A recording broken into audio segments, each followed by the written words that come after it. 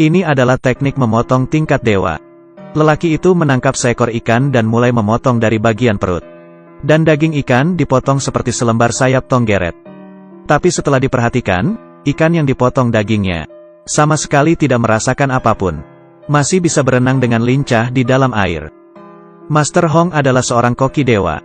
Setiap ada pesta di desanya, dia selalu diundang untuk menjadi koki. Dia mengambil pisau kepala naganya, membidik tepat babi yang ada di depan mata. Sekali memotong, pisau akan mengelilingi tubuh babi, melewati tulang dan pembuluh darah, lalu berakhir keluar dari mulut babi. Tubuh babi terbagi dua, tulang dan daging semuanya terbelah. Tetapi pisaunya tidak terkena noda darah sedikitpun. Warga desa sangat terpukau. Tapi siapa sangka, di saat mereka melahapnya, tiba-tiba mereka merasa pusing, sakit perut dan muntah-muntah. Semuanya keracunan. Master Hong tidak mengerti. Semua sayur dimasak oleh dia sendiri. Mana mungkin ada salah? Oh ya, garam yang terakhir ditambahkan adalah pemberian muridnya. Dia yang ada di balik semua ini. Master Hong berang, dan mulai memukulnya. Murid tersebut akhirnya menyerah dan mengaku. Ternyata yang menyuruhnya adalah keponakan Master Hong.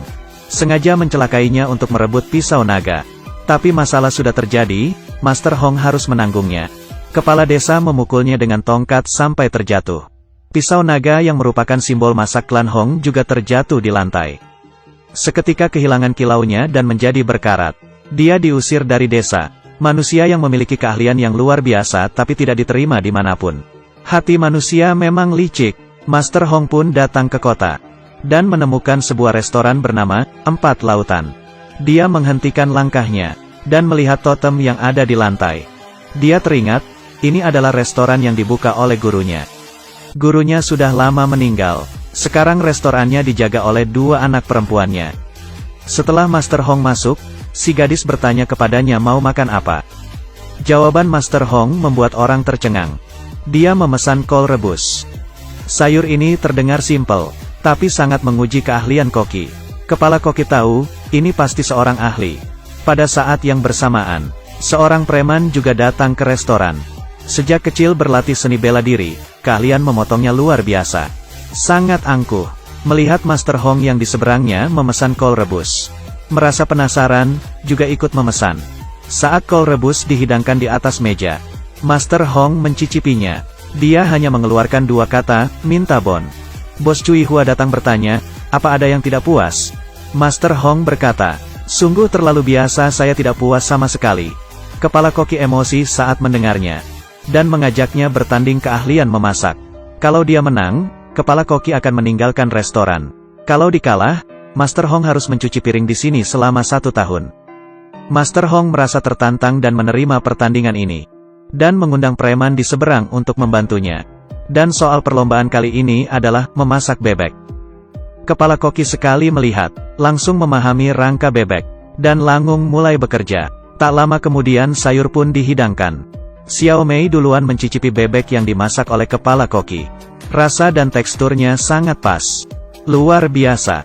Tetapi Master Hong hanya mengeluarkan 4 kata, sudah pasti ngomongnya begitu. Xiao Mei kesal, menunjuk ke arah bebek yang dimasaknya, kamu lihat bebek ini. Baru dihidangkan, sudah dingin. Lalu mengulurkan tangannya untuk menyentuhnya. Adik. Ya Tuhan, kenapa sangat panas? Tiba-tiba kulit bebek robek. Mengeluarkan panas dan suara mendesis. Rupanya bebek yang dilumeri maltosa mempunyai efek menghangatkan. Tidak hanya begitu, Master Hong mengetahui bebek sifatnya dingin. Saat melakukan kontak dengan pisau, daging bebek akan mengeras dengan cepat. Maka itu, saat memproses bebek yang diandalkan adalah tenaga dalam. Xiao Mei mencicipinya, langsung terkesan. Kepala koki mencicipinya, ekspresi berubah, langsung mengaku kalah, dan meninggalkan restoran. Sejak saat itu, Master Hong berhasil menjadi kepala koki di restoran. Bersama dengan si preman Awei. Awei sifatnya angkuh, tidak terima menjadi pembantu Master Hong. Dan mengajak Master Hong bertanding keahlian memotong. Pertandingan dimulai. Master Hong mengambil seekor ikan. Dengan sigap memotongnya menjadi lembaran. Tetapi ikan yang diambil dagingnya masih bisa hidup dan berenang dengan bebas.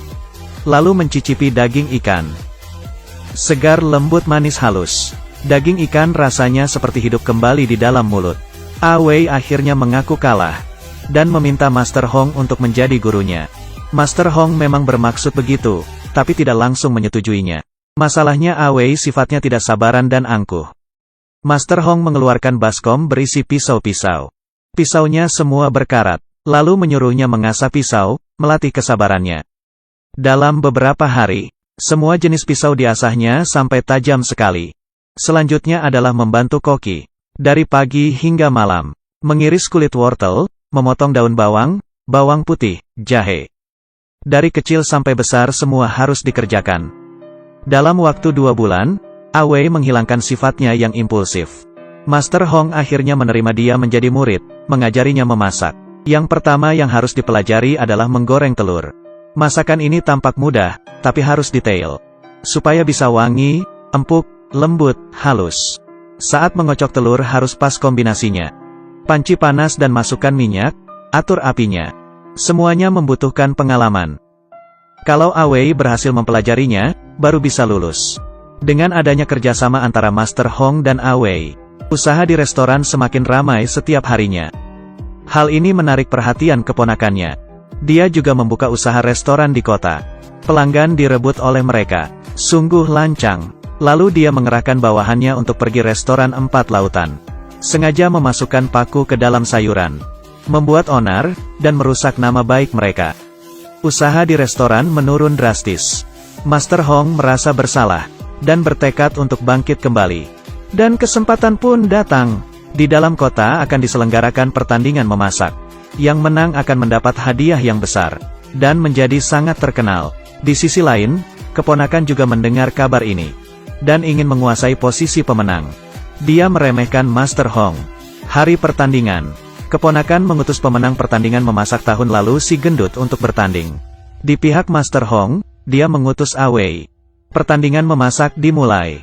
Awei akan memasak masakan 4 rasa. Dia membuang tulang burung puyuh, lalu dimasukkan ke dalam burung merpati. Lalu burung merpati dimasukkan ke dalam perut ayam. Kemudian ayam dimasukkan ke dalam perut bebek. Dimasak dengan api kecil dan dilumeri saus rahasia. 1 macam masakan yang merupakan gabungan dari 4 macam daging. Dagingnya sempurna, sungguh keahlian yang luar biasa. Awei berhasil masuk ke babak final, bersama dengan tim si gendut.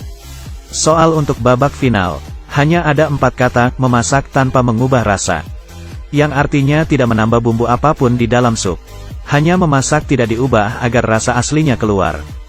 Si gendut memutuskan untuk membuat pencobaan Buddha. Sayur-sayuran, daging semua dipotong dengan detail. Lalu dimasukkan ke dalam kukusan bambu dan dimasak dengan api kecil. Masukkan ke dalam pot, dan tuangkan sup. Panaskan sampai apinya merata. Sebuah mahakarya, pencobaan Buddha, selesai.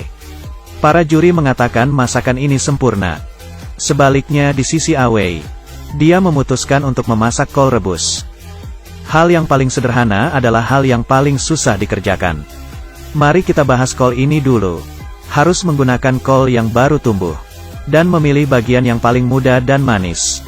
Lalu sayur kol ditusuk-tusuk dengan sebuah jarum. Agar kesegaran dan kemanisan kaldu sayur kol bergabung dengan sempurna. Dan kaldu ini harus dimasukkan ke dalam cincangan daging ayam. Diaduk merata dan disaring secara bertahap. Agar rasa supnya lembut, segar dan wangi. Terakhir tambahkan tahu yang diiris dengan pisau naga. Kol rebus selesai dimasak. Di hadapan juri, tahunya perlahan mekar. Dan menyatu dengan supnya. Mereka meminumnya dan menutup mata. Lalu merasakannya, sungguh puas. Menggunakan bahan yang paling biasa dan sederhana. Dan dimasak menjadi sesuatu yang berharga. Ini baru namanya, memasak tanpa mengubah rasa. Si gendut tidak senang. Maju dan mencicipinya. Lalu melepas topi kokinya dan pergi tanpa berkata apapun. Akhirnya semua orang bertepuk tangan. Awei menjadi dewa koki dalam pertandingan tahun ini. Sebenarnya memasak itu sama dengan orang. Daripada hidup penuh perhitungan, lebih baik menjadi diri sendiri. Maka hidupmu akan bersinar.